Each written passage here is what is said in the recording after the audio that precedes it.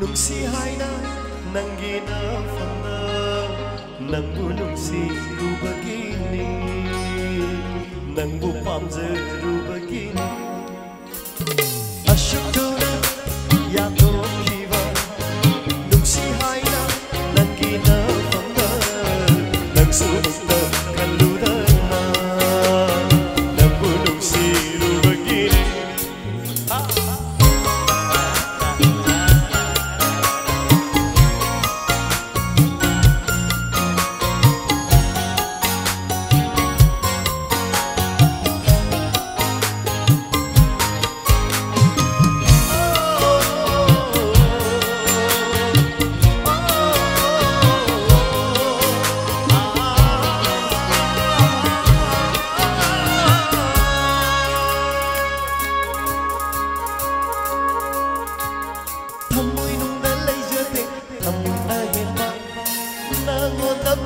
Bado bado natara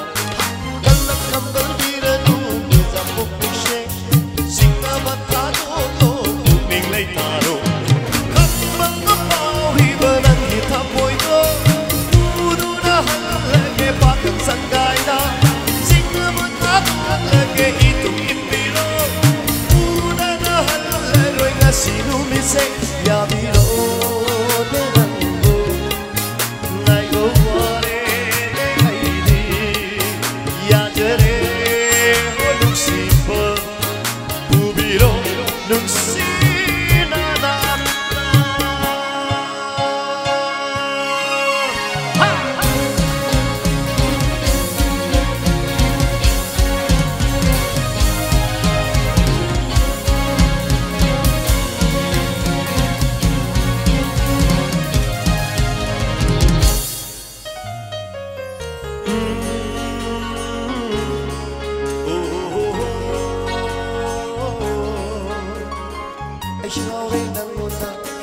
Sana mana ne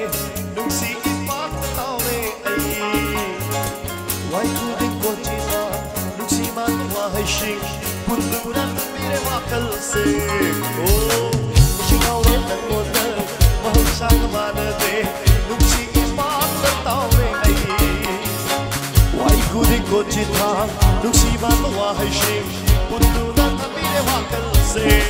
nang gi mang lana kau sư